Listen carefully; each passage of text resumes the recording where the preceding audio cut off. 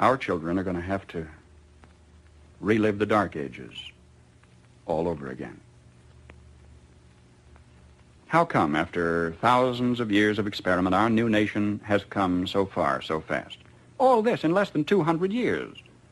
What is the secret of our success? Well, I think it had to do with a basic American's creed. Perhaps it never passed the pioneer's lips in this form, but if it had, I think he would have said something like this: I believe in my God, in my country, and in myself. I know that sounds like a trite, too simple thing to say, and yet it's a rare man today who will dare to stand up and say, I believe in my God and my country and in myself, and in that order.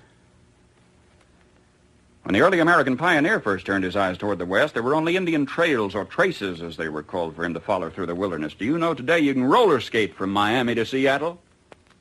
From San Diego to Plymouth Rock? In this little bitty instant, as historical time is measured, our 7% of the Earth's population has come to possess more than half of all the world's good things. How come? Well, sir, when that early pioneer turned his eyes toward the West, he didn't demand that somebody else look after him. He didn't demand a free education. He didn't demand a guaranteed rocking chair at eventide. He didn't demand that somebody else take care of him if he got ill or got old. There was an old-fashioned philosophy in those days that a man was supposed to provide for his own and for his own future. He didn't demand a maximum amount of money for a minimum amount of work, nor did he expect pay for no work at all. Come to think of it, he didn't demand anything. That hard-handed pioneer just looked out there at the rolling plains, stretching away to the tall green mountains, and then lifted his eyes to the blue skies and said, thank you, God. Now I can take it from here. Now, that spirit isn't dead in our country. It's dormant. It's been discredited in some circles, driven underground, but it isn't dead. It's just that a few seasons ago, politicians baiting their hooks with free barbecue and trading a Ponzi promise for votes began telling us we don't want opportunity anymore, we want security. We don't want opportunity, they said, we want security. And they said it so often we came to believe them. We wanted security.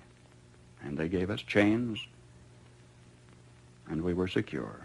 Suddenly, with our constitutional guarantees depleted, with our national character eroding away, with our tax laws penalizing those who dare to prosper, with workers concentrating on how little they can get by with instead of how much they can produce, suddenly we looked overhead one day to discover that the first tin moon in space was a Russian accomplishment. That free men dragging their feet had been outdistanced by slave workers dragging their chains. And we were sore afraid.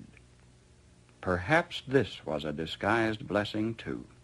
Maybe a dramatic accomplishment by this Cold War adversary was necessary to get us off our dead centers and back to work again. If we can revive in ourselves, then in our youth, something of that basic American's creed, the horizon has never, ever been so limitless. For man stands now on the threshold of his highest adventure of all, his first faltering footsteps into space. 20 years from today, half of the products you will be using in your everyday living aren't even in the dictionary yet.